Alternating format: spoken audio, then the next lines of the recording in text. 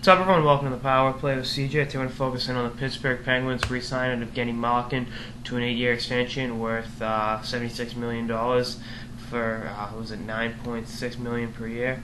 $9.5 million, excuse me. He's the highest paid player on the team. He makes almost $1 million more than Crosby. And then people saying, oh my God, how's Crosby's ego going to take this?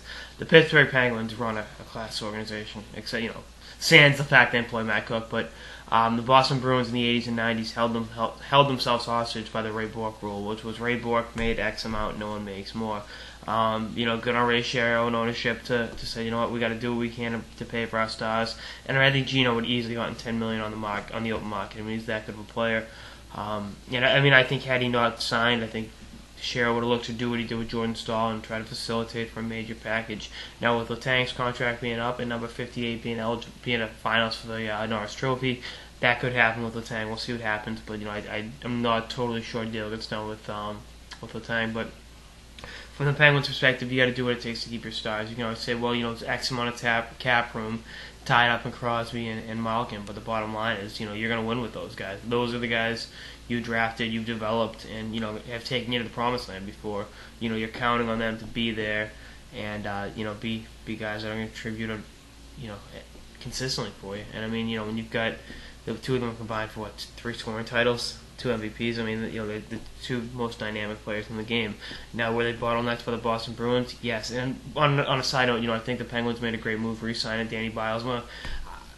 I just think they ran into a hot team and a hot goaltender at the wrong time. They're still a great team. There's going to be some tough questions facing the offseason with the Gimlis contract up, with Morrow's contract up. Matt Cook's a free agent. Hopefully they kiss him goodbye. But, the first sign of business was taking care of Star. They took care of Malkin. And now I think everything else will flow a little easier. There'll be less cap room, but the decisions made won't be as drastic as having a Fisher Cup bait with one of the elite players in the game. So I think that's what they're looking at from their perspective. And I think Malkin wanted to stay in Pittsburgh. I know the $15 million KHL rumors were there, but let's be honest. Do you really trust the Russian banks anymore? But how reliable are those direct deposits in the motherland? So I think Malkin's a smart enough guy that he knew that. But like I said, Pittsburgh was smart. You got to keep your stars.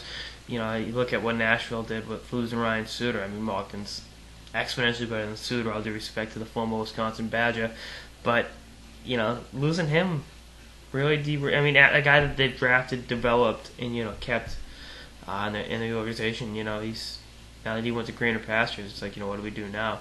Without no clear second step in place on what to do. And I think Pittsburgh made the right move, keeping him. So, anyway, a lot of money, but solid deal for both sides. Bottom line.